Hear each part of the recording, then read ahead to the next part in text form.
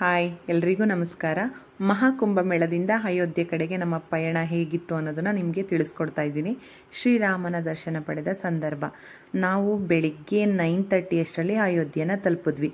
ನಾವು ಬೈಕಲ್ಲೇ ಹೋಗಿರೋದ್ರಿಂದ ಬೆಳಗಿನ ಜಾವನೇ ಹೋದ್ವಿ. ಅಂದರೆ ನಾವು ಬೇಗ ರೆಡಿಯಾಗಿ ನಾವೊಂದು ರೂಮ್ ಮಾಡ್ಕೊಂಡಿದ್ವಲ್ಲ, ಅಲ್ಲಿಂದ ಬೇಗ ಹೊರಟ್ವಿ. 9:30 ಆಯಿತು.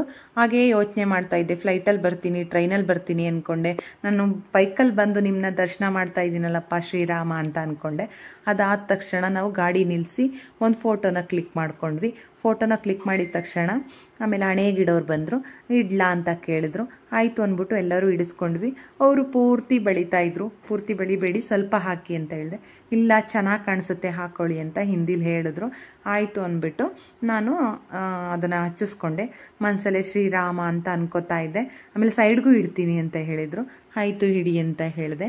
ಈ ಕಡೆ ಆ ಕಡೆ ಎರಡು ಕಡೆನೂ ಇಟ್ಟರು. ನಮ್ಮ ಮನೆಯವ್ರು ಕೇಳ್ತಾ ಇದ್ದೆ, ಚೆನ್ನಾಗಿ ಕಾಣಿಸ್ತಾ ಇದೆಯಾ ಅಂತ. ಅವ್ರು ಹೇಳಿದ್ರು ಚೆನ್ನಾಗಿದೆ ಅಂದರು. ಅದಾದಮೇಲೆ ಇಬ್ಬರು ಒಂದು ಫೋಟೋ ಕ್ಲಿಕ್ ಮಾಡ್ಕೊಂಡ್ವಿ.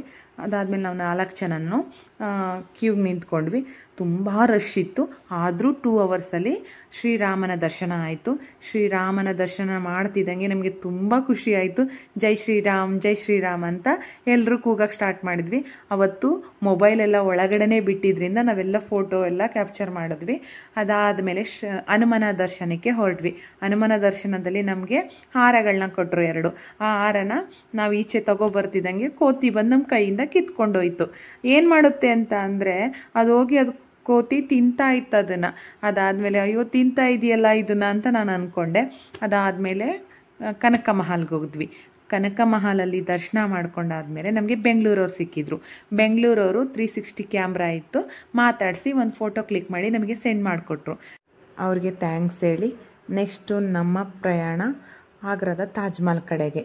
ನಾವು ಮುಂದಿನ ವಿಡಿಯೋ ಹೇಗಿತ್ತು, ಯಾವ್ಯಾವ ಪ್ಲೇಸ್ನ ಕವರ್ ಮಾಡಿದ್ವಿ ಅನ್ನೋ ಮುಂದಿನ ವಿಡಿಯೋದಲ್ಲಿ ತಿಳಿಸ್ಕೊಡ್ತೀನಿ. Thank you.